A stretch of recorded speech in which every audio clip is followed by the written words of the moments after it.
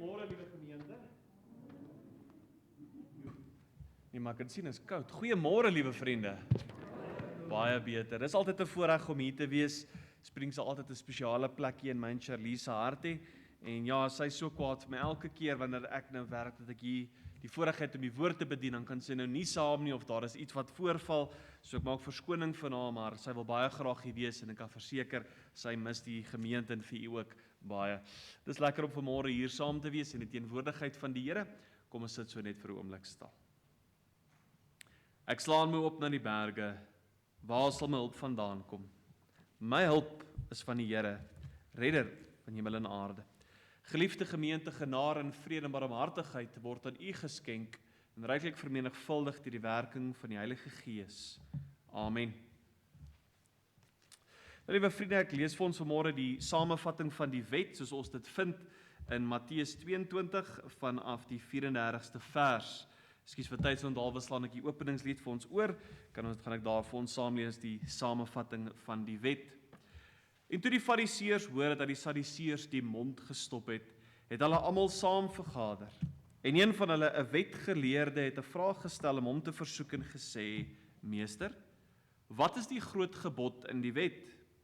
En Jesus antwoord hom: "Jy moet die Here jou God lief hê met jou hele hart, en met jou hele siel, en met jou hele verstand. Dit is die eerste en die groot gebod. En die tweede wat hiermee gelyk staan, jy moet jou naaste lief hê soos jouself. Aan hierdie twee gebooie hang die hele wet en die profete." Liewe gemeente, kom ons doen nou staande belydenis van ons algemene ongetwyfelde Christelike geloof en ons spreek elkeen in sy en haar hart as volg.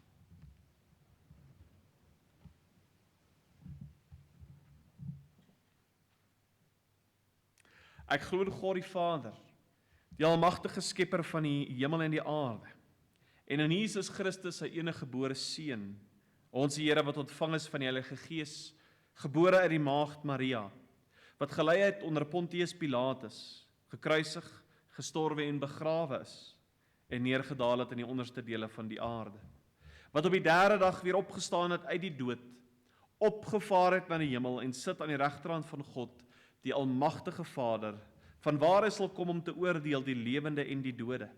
Ek glo in die Heilige Gees. Ek glo in 'n heilige, algemene Christelike kerk, die gemeenskap van die heiliges, die vergewing van sondes, die opstanding van die liggaam en 'n ewige lewe. Amen.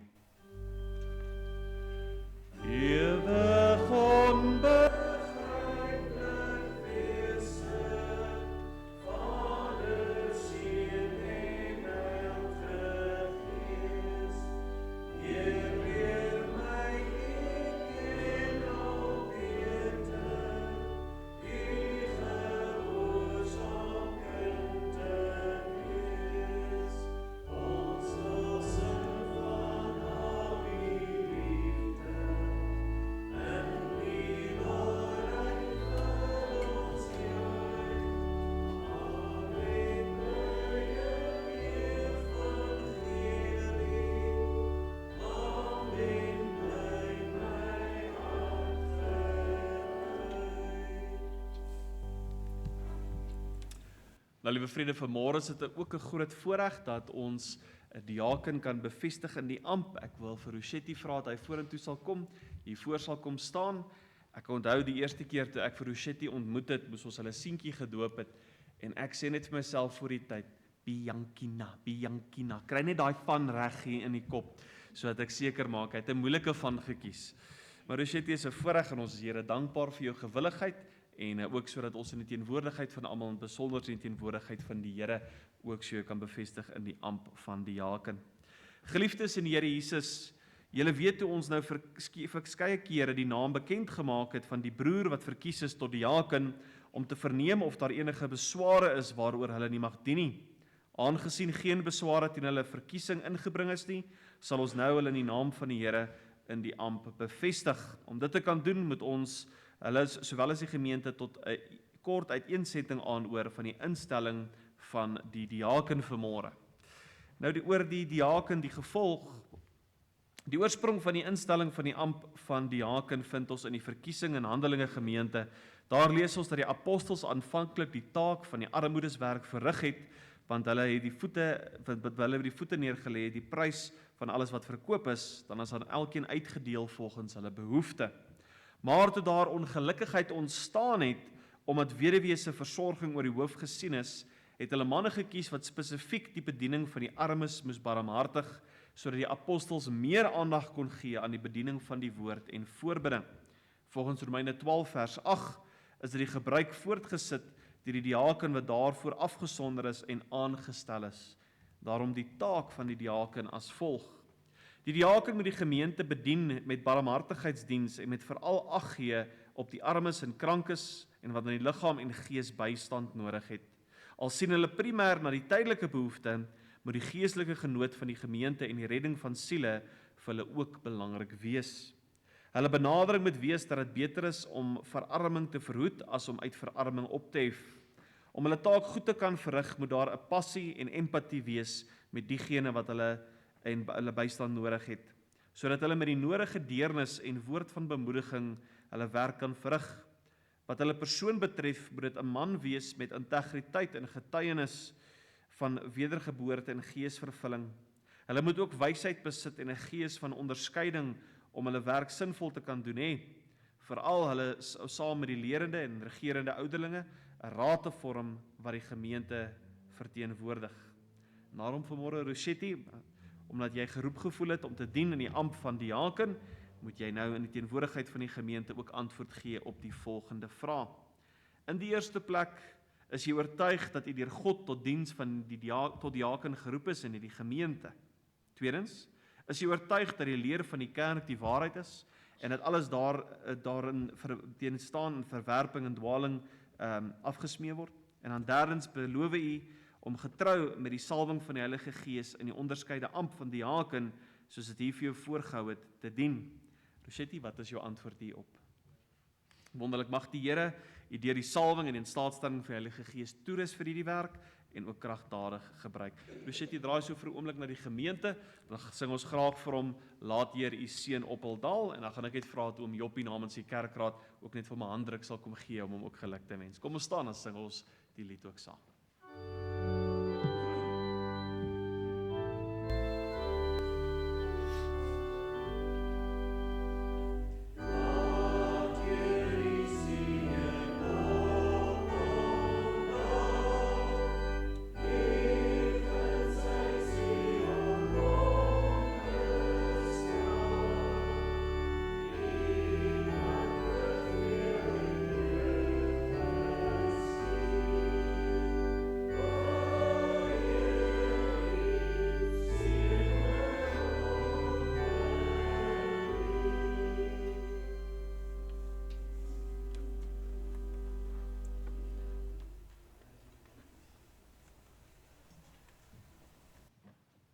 Wonderlik, ons is die Here dankbaar. Liewe gemeente, ek wil u vanmôre nooi om die woord van die Here saam met my op te maak by Psalm 103. Psalm 103, die opskrif daar sê, loof die Here, die genadige en barmhartige God. Nou wanneer dit kom by die psalms, is ons goed bewus en bekend daarmee, verskillende psalms, seker een van die mees bekendste Psalm 23, maar dan sien ons ook dat daar is verskillende tipes psalms. Ons kry psalms van klag. Dit beteken nie iemand wat noodwendig kla nie, maar iemand wat sy hart tot God uitrek. Ons sien Dawid wat 'n hele paar van hierdie psalms skrywe. En dan kry ons ook, soos in vanmôre se geval, psalms van danksegging, waar die psalmdigter amper sy blydskap, sy vreugde en sy eer tot God nie binne kan hou nie. Dis asof dit uit hom uit opspring van vreugde en blydskap, en dis wat ons ook hier vanmôre saam lees, Psalm 103. Kom ons lees daar saam vanaf die eerste vers. 'n Psalm van Dawid, loof die Here o my siel, en alles wat binne my is, sy heilige naam. Loof die Here o my siel, en vergeet geen een van sy weldade nie. Wat al jou ongeregtigheid vergewe, wat al jou krankhede genees, wat jou lewe verlos van die verderf, wat jou kroon met goedertierenheid en barmhartigheid, wat jou siel versadig met die goeie, sodat jou jeug weer nuut word, soos die van 'n arend. Die Here doen geregtigheid en reg aan almal wat verdruk word. Hy het aan Moses sy weë bekend gemaak, aan die kinders van Israel sy dade. Barmhartig en genadig is die Here, lankmoedig en groot van goedertierenheid. Hy sal nie vir altyd twis en nie vir altyd vir toe ewig toorn behou nie. Hy handel met ons nie na ons sonde en vergeld ons nie na ons ongeregtighede nie. Want so hoog as die hemel bo die aarde, so geweldig is sy goedertierenheid oor die wat hom vrees. Net tot sover uit die onfeilbare woord van die Here. Ek vra vir elke manspersoon vir wie moontlik om te staan en dan verenig ons saam in gebed. Ons Hemelvader, ons eer U vanmôre. Ons bring alle lof en aanbidding van ons harte en vanmôre wil ons saam met hierdie psalmdigter kom uitroep en saam met hom wil ons vanmôre sê loof die Here o my siel en alles wat binne my is, sy heilige naam. Ons wil sê loof die Here o my siel en ons wil geen een van U weldade vergeet nie. Here, kom vanmôre in ons teenwoordigheid, kom raak onder ons stil, Here, dat ons net vanmôre ons oë op U kan rig, tot U kan bid en Here ons harte oopstel vir U werk. Here, ons omstandighede, gebeure in ons eie land, sit soveel druk op ons, soveel onsekerheid, vrees en angs, dat ons nie weet wat die dag van môre inhou nie.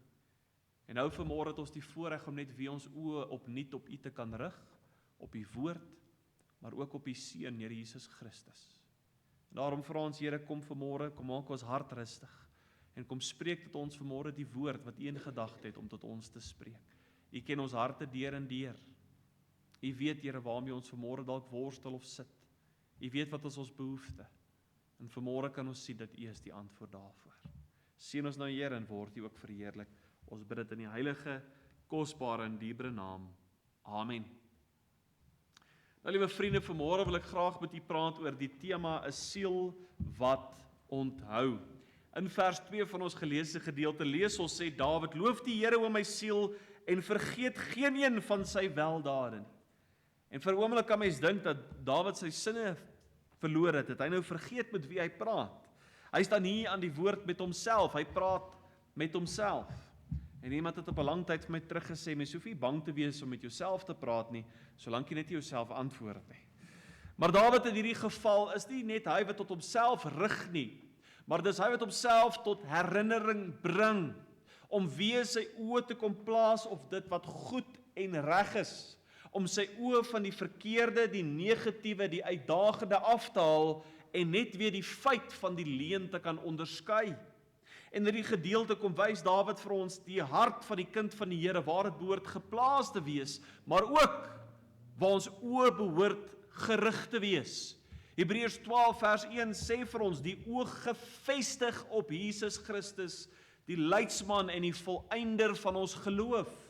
Daarom is die woord duidelik, ja, ons hart behoort aan God, maar die kind van die Here die verantwoordelikheid om hulle oë konstant op hom te hou.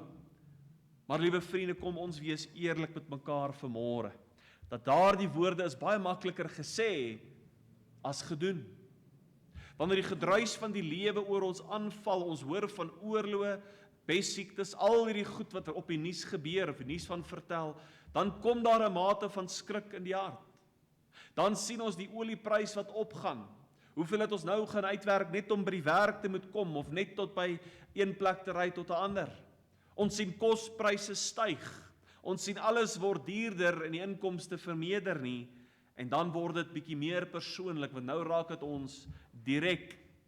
Dan sien ons in die tyd wat ons lewe, huishoudings wat in verdeeldheid staan, gesinne wat beklei, waar onmin heers, families wat nie meer liefde in mekaar toon nie. En dan is dit die dinge waar ons in die aande wakker lê, waaroor ons rondrol en soveel onsekerheid oor het. En wanneer hierdie negativiteit ons oorval, dan word dit moeilik om die eer en die heerlikheid en grootheid van God raak te sien. Dan is dit baie maklik om toe te laat dat daar nie net vrees in my hart inkom nie, maar dat hierdie vrees my lei, dat hierdie vrees my lewe bestuur en oorweldig. En liewe vriende, dit is hoekom negativiteit lei tot groot skade vir die kind van die Here. Ag, dit gaan nie net oor negativiteit in ons eie gemoed nie, ons ondervind dit oral. Kyk maar, die nuus versprei nie die mooi, wonderlike, oulike dingetjies wat gebeur nie. Dit is die pestsiekte, die oorlog, die misdaad, die geweld, die negatiewe word daar versprei. Kom ons wees eerlik, in die werksomstandighede ook. Baie meer word daar gepraat oor die sleg en die hantering van mense en konflik tussen kollegas. Selfs onder mekaar as kinders van die Here, dit behoort nie so te wees nie, maar kom kindertaal vinnig en maklik in. Waar ons so negatief en sleg praat van dinge wat gebeur, oor die politiek en oor die staat van ons land, en kyk hierdie ding en hierdie saak, en eintlik is ons nie net besig om onsself te verbitter nie, maar ook ander. Negativiteit maak ons moeg, uitgeput, negatief, en dit laat ons voel of God ver van ons afstaan. En daarom skryf Dawid hierdie psalm as 'n oproep en herinnering vir elke kind van die Here om te sê, o my siel, loof die Here en vergeet geen een van sy weldade nie. Liewe kind van die Here, vanmôre se woord is vir ons 'n herinnering om weer ons oë op hoog te hou. Nie om naïeflik te maak of daar nie negativiteite is nie. Nie om te ignoreer die krisis en die uitdagings wat daar voor ons mag oorval nie. Maar dat ons vanmôre, wat ook al die lewe voor ons hou, sal aanpak, nie in ons eie krag en mag nie, maar met God aan my sy. Met my oë op hom gerig en weet, hy maak my paaie vir my gelyk. Psalm 103 is een van die mooiste, diepste en rykste dankpsalms van die hele skrif, maar dit is belangrik om te sien waar dit begin. Nie by oorwinning nie, nie by voorspoed of wonderwerke nie, dit begin by 'n bevel, 'n opdrag. Loof die Here, o my siel. Dawid praat met homself, hy wag nie vir 'n emosie nie, hy wag nie vir 'n gevoel van dankbaarheid wat hom nou moet oorval nie, nee, hy beveel sy eie binneste om God te loof en te prys. En dan sê hy iets wat die kern van die hele psalm is, vergeet geen een van sy weldade nie. O liewe kind van die Here, ons beskou dat ons baie keer goeie geheue het. Want as dinge van die verlede opgehaal moet word, dan kan ons enigiets sê. Ons kan noem van hoe Suid-Afrika gelyk het 30 jaar terug. Jy weet nou wat ek verwys. Dan kan ons dit in detail innoem en onthou. Ons kan terugverwys daar waar mense dalk op ons tone getrap het, ons seer gemaak het, waar daar skouerskuur en konflik was. Kom ons wees eerlik, die vroutjies is lief mans om op te bring. Onthou jy toe jy dit gesê het, né? Dit gebeur ook. En dan dink ons by onsself, hierdie gevalle wys, maar ons het 'n goeie geheue. Maar sodra die eerste uitdaging ons oorval, dan vergeet ek en u iewes skielik van al God se goedheid, grootheid en die werk wat hy in die verlede al vir jou en vir my kom verrig en doen het. Wanneer ons deur die Pentateeg kyk, Genesis, Exodus, Levitikus, Numeri, en ons sien in Deuteronomium, en ons sien hoe die volk daar gewandel het. Nou net het die Here vir hulle verlos, nou net het die Rooi See oopgeskeer, nou net het hulle deur die Jordaan gelei, nou net het hy vir hulle manna en kwartels voorsien, dan wat sien ons in die volgende hoofstuk? Murmureer, kla, negativiteit, pessimisme, verlang terug na die verlede. En dan dink ons as leser by onsself, hoe kan hulle so vinnig ongelowig raak? Hoe kan hulle so vinnig vergeet? En dan besef ons vanmôre, liewe kind van die Here, dat ek en u trap gedurig deur in dieselfde struik. Negativiteit kruip binne, en die wonderwerke wat God al reg deur ons lewens kom verrig, daar waar hy beskerm het, voorsien het, verlos het, vergeet ons van. En daarom vanmôre is dit 'n oproep om net weer opnuut ons oë op Jesus Christus te kom rig. Dit bring ons vanmôre by ons eerste gedagte wat ons sien, onthou die God wat jou ongeregtigheid vergewe. Ons sien in die geleesde gedeelte net daar in vers 3 wat al jou ongeregtigheid vergewe. Dit is die eerste saak wat Dawid hier opbring, wat hy vir sy siel sê hy nie moet vergeet nie. Dit is opvallend dat Dawid nie begin by gesondheid of sukses nie, hy begin by sonde. Hy wat al jou ongeregtigheid vergewe. Daardie woord ongeregtigheid dui op skuld, 'n skuldlas, oortreding teen God se heilige wet. Hier raak ons die diepste probleem van die mens aan, nie armoede nie, nie siekte of politiek nie, sonde. Jesaja 2:59 sê vir ons uitdruklik in vers 1 en 2, dat die hand van die Here is nie te kort om te help nie, sy oor nie te doof om te hoor nie, maar julle sonde het 'n skeidsmuur geword tussen julle en julle God. Die grootste ramp in die heelal is nie oorlog nie, nee, dit is vervreemdheid van God. En nou sê Dawid, hy vergewe al ons ongeregtighede, wanneer ons dit na die Here toe bring. Nie sommige nie, nie die klein sondes nie, nie net die wat jy onthou nie, maar almal. In Psalm 130 vers 3 en 4 bevestig dit wanneer dit sê, as U, Here, die ongeregtigheid in gedagte hou, Here, wie sal bestaan? Maar by U is vergifnis. Saam met dit sê Psalm 32 vers 1, welgeluksalig is hy, wie se oortredinge vergewe is. Daardie woordjie welgeluksalig is so 'n mooi woord wat ons in die psalms kry. Dit is 3 maal gelukkig. Dis wel met my siel, ek is gelukkig en ek is salig in God se werk aan die kruis. Welgeluksalig. Dis iets dieper as maar net blydskap. Dis iets wat net God waarlik in ons lewens kan kom bewerk en is iets wat hy bied, welgeluksaligheid vir wie? Vir die wat se oortredinge vergewe is. En vanmôre, liewe vriende, met ons onsself met hierdie vraag laat konfronteer en vra, is ek al vergewe deur Christus? Vergifnis is nie goedkoop nie. Dit kos die bloed, die kruis, Christus se lewe self. Kolossense 1 vers 14 sê, in wie ons die verlossing het deur sy bloed, naamlik die vergifnis van ons sonde. Liewe gemeente, ons raak gewoond aan vergifnis. Ons hoor dit week na week, maar dink daaraan. Jy staan nie meer onder God se toorn nie. Jy staan nie meer met skuld nie. Jy staan nie meer met veroordeling. Maar nou sit die kind van die Here met 2 probleme baie gedurig. Ons kan dalk terugverwys na 'n dag daar waar die Here my kom red het en verlos het en dit my lewe kom verander. Vir u is dit van u is dit dalk 'n jaar terug, dalk 10 jaar, 20, 30 jaar terug. Maar die probleem, liewe vriende, is dat weens lewensomstandighede en uitdagings begin ons baie keer leef asof God my nooit vergewe het nie. Wat sê ek daarby?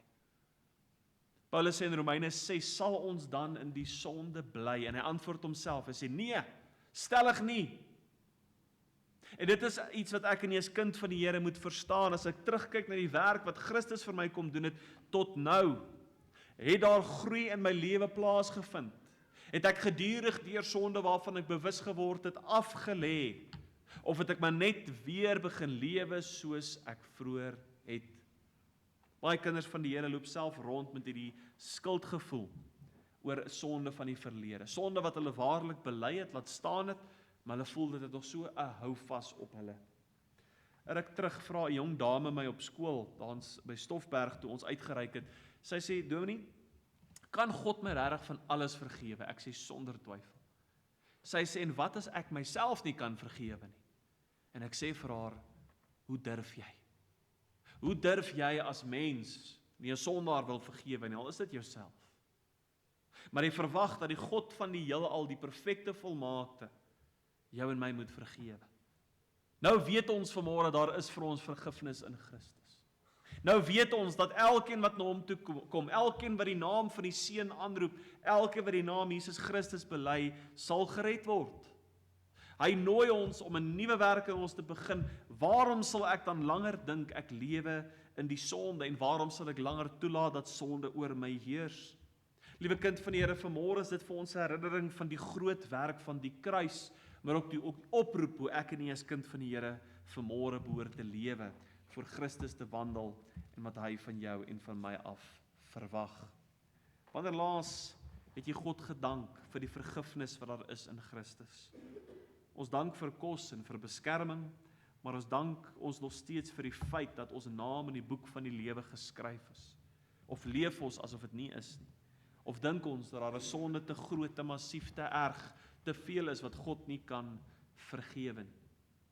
Liewe vriende, ek en u verdien nie vanmôre God se genade nie. Dit is wat dit genade maak, onverdiende loon.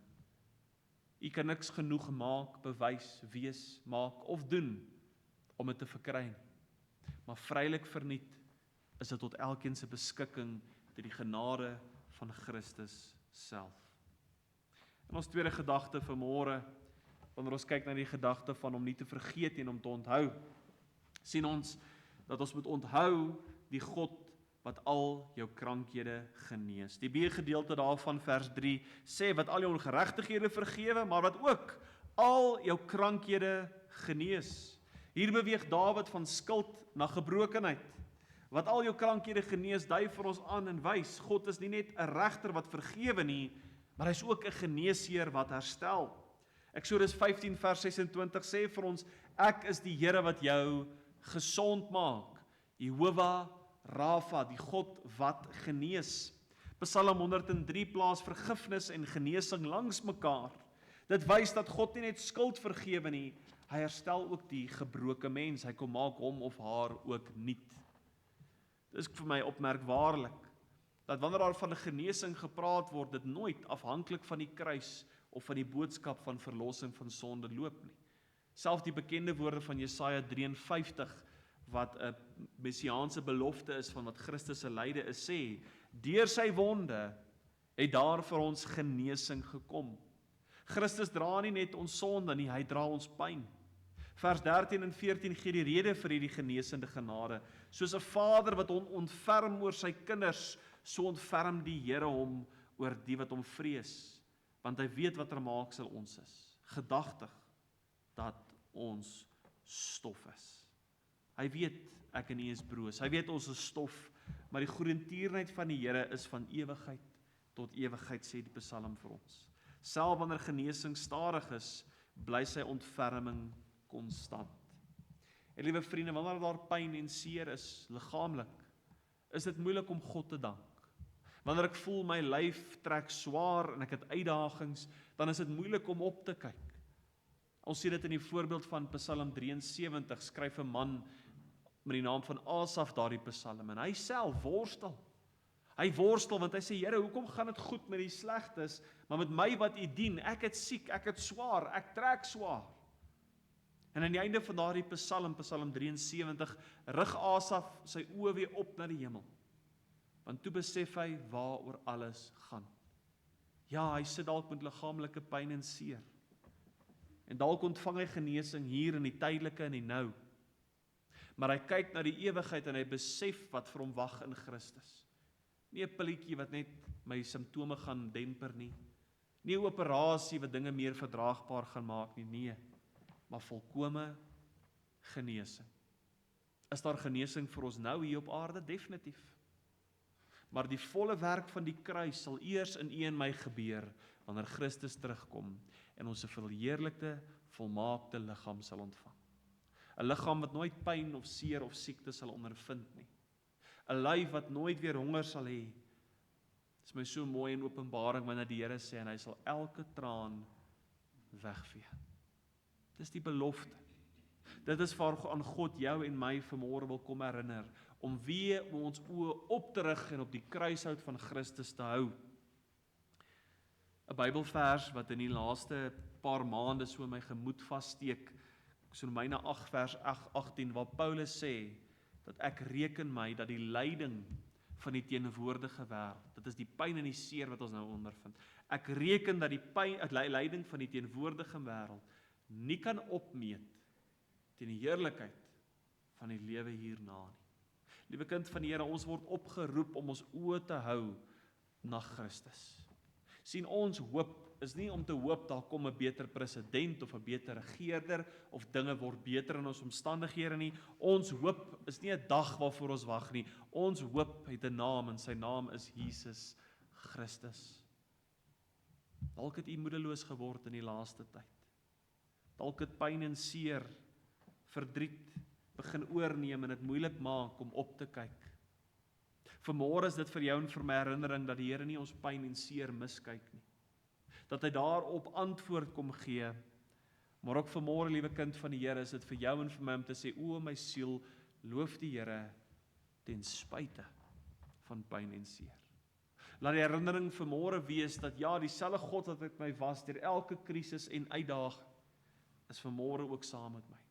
Is dieselfde God wat saam met my stap tot die dag wat hy kom om my te kom haal, te verlos van die lyding van die teenwoordige en hy gee in my die heerlikheid van die ewige. In ons derde gedagte vanmôre sien ons, onthou die God wat jou lewe verlos van die verderf. God red nie jou net van sonde nie, maar hy red jou ook van vernietiging. Psalm 40 vers 3 sê, hy het my die kuil van vernietiging onttrek.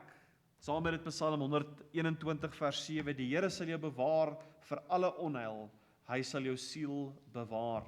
Vers 15 en 16 van ons geleesde gedeelte herinner ons, die mens is soos gras, soos dit in dae net verbygaan. Een oomblik is dit daar en die ander oomblik is dit weg. En ons beleef dit nou met hierdie winter wat op pad is, hoe die gras begin verbleik, hy verloor sy kleur, begin weg te waai, een oomblik is hy daar en die volgende weg, so broos, so vatbaar. Ons sien die velde wat afgebrand word en nuut gemaak word, en so kom wys dit ook vir u en vir my. En vers 17 is die antwoord hier op hierdie broosheid van die lewe. Maar die goedertierenheid van die Here is van ewigheid tot ewigheid. Ons verganklikheid word gedra deur sy ewigheid. Vers 18 sê vir die wat na sy verbond hou. Ons redding rus op sy trou. Dink aan jou verlede, liewe vriende, van elke uitdaging, elke keer wat u lewe moontlik in gevaar was, elke keer wat u amper tot 'n einde kon gekom het. Van elke môre, die feit dat ons kon opgestaan het, asem gehaal het, hier bymekaar gekom het, is 'n getuienis van God se grootheid en beskermende hand oor ons. Ja, ons kan traliehekke opsit, alarmstelsels, onsself bewapen. Maar ek weet, u sal saam met my vanmôre stem, as iemand vanmôre in jou en my huis wil inbreek, sal hy. Wat weer hom hou? Net die tralies, net die hekke, net my eie inisiatief en kennis? Nee. Ons het 'n beskermer, 'n voorsiener, 'n God wat my nooit in die steek sal laat nie. Wat sê dat hy sy hand oor ons kom dek en ons bewaar. Hy steek ons weg in die kleef van die rots. Hy is ons rotsvesting, ons sterke toring, ons verhewe God, in wie ons kan staan en vertrou ten spyte van enige uitdaging. God gee vir jou en vir my die versekering, dat as ek op hom vertrou, hy vir my sal voorsien. Die geweet dat daar is goed wat God nie kan doen nie. Daar is goed wat God nie kan doen nie, al is hy God. En een van daardie goed is, hy kan nie ontrou wees nie. Nie omdat dit onmoontlik is vir hom nie, maar is in sy karakter. Hy kan ook nie lieg nie. Hy is net in staat om 'n getroue God te wees vir sy kinders, en hy bied dit vanmôre nog steeds. Maar so baie van ons wys die hand deur ons optrede en handel en wandel, en hy roep dat ons waarlik ons oë weer op hom sal kom vestig. Ons tweede laaste gedagte vanmôre sien ons, onthou die God wat jou kroon met goedertierenheid en barmhartigheid. So dui die gedeelte dit vir ons aan. Vers 4, wat jou lewe verlos van die verderf, maar ook wat jou kroon met goedertierenheid en barmhartigheid. Die Here red jou nie net nie, hy kroon jou. Psalm 8 vers 6 sê, u het hom met eer en heerlikheid gekroon. En daarmee stem Romeine 8 saam, wanneer dit sê, ons is kinders van God, erfgename van die ewigheid. Vers 19 van die geleesde gedeelte voeg 'n majesteit waarheid by. Die Here het sy troon in die hemel gevestig en sy koninkryk heers oor alles. Die koning wat jou kroon heers oor alles. Jou identiteit rus nou onder 'n vaste troon. Liewe kind van die Here, wanneer ons toelaat dat ons omstandighede oor ons begin heers, wanneer ons toelaat dat vrees ons harte inkruip, getuig ons met ons gedagtes, ons denke en soms ons optrede, God is nie meer op die troon nie. Hy kan nie meer daar wees nie. Dit is wat ons lewens van spreek. Waar dit behoort te spreek dat ons God vir altyd op die troon sal wees, dat hy heers as koning oor alles en almal, dat hy geen gelyke of kompetisie het nie, maar dat hy soewerein heers oor alles. En daarin vanmôre behoort ek en u as kind van die Here ons identiteit te vind. Nie in wat sê ander mense van my, hoe voel hulle oor my, wat dink hulle van my nie. Nee, my identiteit lê in Christus. Ons is so geneig om ons lewens aan te pas by ander, wat hulle goedkeuring gee of kry van hulle af. Ons is so geneig om te doen en op te tree wat die norm van die samelewing is. As iets gister verkeerd was, maar is vandag reg, dan moet dit vir my reg wees. Nee, ons as kind van die Here is opgeroep en ons identiteit te vind in Jesus alleen. Hoekom sit daar so baie mense vandag met depressie? Hoekom is selfmoord 'n syfer wat styg en toeneem? Want die mens het vergeet na wie se beeld hy geskape is. Die mens het vergeet na wie hulle geroep word. En dan die kind van die Here het vergeet watter heerlike wandel daar vir ons is in Christus, dat ons vanmôre kan sê, ten spyte van uitdaging, ten spyte van vrese, ten spyte wat vanmôre jou lewe aanval, ek kan sê, Ek is meer as 'n oorwinnaar deur Christus wat my die krag gee. Dawid skryf nie Psalm 103 omdat hy die perfekte lewe het nie. Maar hy skryf dit ten spyte van die uitdaging. Hy herinner sy eie siel om te sê, al gaan dit hoe sleg en hoe swaar en hoe moeilik, kom nou my siel, loof die Here, eer sy naam en vergeet geen een van sy weldade. Dan ons laaste punt ook vanmôre. Onthou wat jou siel versadig. Onthou die God wat jou siel versadig met die goeie. Vers 5 sê wat jou siel versadig met die goeie, sodat jou jeug weer nuut word soos die van 'n arend. Hier kom druk die Here dit uitdruklik vir ons uit. Hy is die een, nie net wat ons kom red nie, maar wat ons onderhou. Hy is die een wat daai geestelike tank volhou. Hy is die een wat ons vul met sy gees, wat vir ons moed en krag en hoop en blydskap gee ten spyte van die uitdagings wat daar is.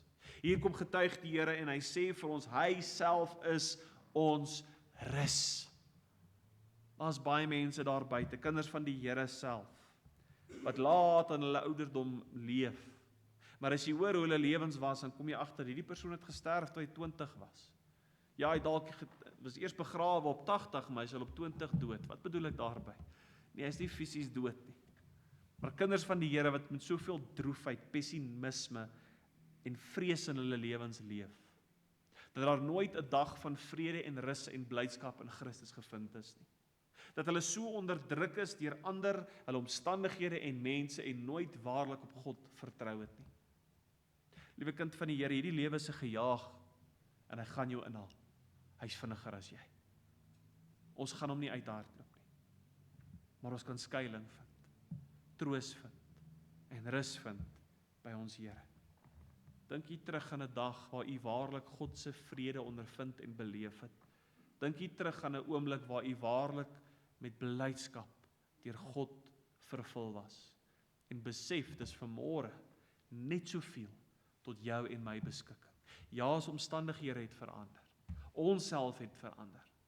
Maar God het nie. Hy is dieselfde God wat jou verlos het. Hy is dieselfde God wat vir jou voorsien het. Hy is dieselfde God wat vir jou nog steeds genesing voortdurend bied. Hy is dieselfde God wat jou wil kroon en vir jou voorsien. Hy is dieselfde God wat jou vanmôre wil kom versadig, nie met die dinge van die wêreld nie, maar met homself. Liewe gemeente, ek sê nie vanmôre hierdie dinge asof u dit nie weet of nie ken nie. Vanmôre se boodskap is tot herinnering. Kom ons kyk terug, maar nie om te verlang na die goeie ou dae nie, maar om te kyk dat waar God met my was in die verlede, kan ek weet hy sal nou ook met my wees. Vanmôre is 'n herinnering. Vergeet nie wie jou God is nie. Vergeet nie tot wat hy in staat is nie. Vergeet nie wat hy vir jou gedoen het en voortdurend wil kom doen nie. Liewe kind van die Here, vanmôre is 'n oproep om weer jou kop omhoog te lig. Jou verlede, jou seer, jou pyn neer te kom lê by die kruis. En wie ook niet die heerlikheid van Christus te beleef. Onthou wie jou God is. Onthou, o my siel, loof die Here en vergeet geen een van sy weldade nie. Amen. Kom ons bid saam. Here, dankie dat ons vanmôre in 'n so kragtige en 'n wonderlike psalm kan kyk. En Here, vanmôre bring dit vir ons net weer in die herinnering in van wie U is. En Here, ons vergeet so vinnig. Maar selfs hierdie psalm sê dat U is gedagte dat ons stof is nuttig klein en U verstaan vanmôre. En Here, dalk sit U vanmôre van die kinders wat hulle geruime tyd moedeloos, uitgeput, pessimisties, negatief is. En vanmôre, Here, besef hulle dat is net weer tyd om die dinge van die wêreld af te skud en te onthou wie hulle God is. Dankie, Here, dat U nooit verander nie. Dankie, dat U ons altyd verwelkom met oop arms. En Here, al wat vanmôre nodig is die besef, maak klaar met die dinge van die wêreld. Maak klaar met hierdie negativiteit, met hierdie pessimistiese uitkyk en lig weer die oë op Christus en loof hom, loof hom, loof hom. Dankie vir wat U vir ons elke dag doen. En Here, ons neem alles van selfsprekend. Maar U sê self in die woord, Here, in 1 Timoteus sê U dat die godsaligheid om Jesus te ken, die godsaligheid en vergenoegdheid Dis 'n groot wins. Mag ons dit nie vanmôre vergeet nie. Ons eer U daarvoor en ons bid dit in die heilige, kosbare en dierbare naam. Amen.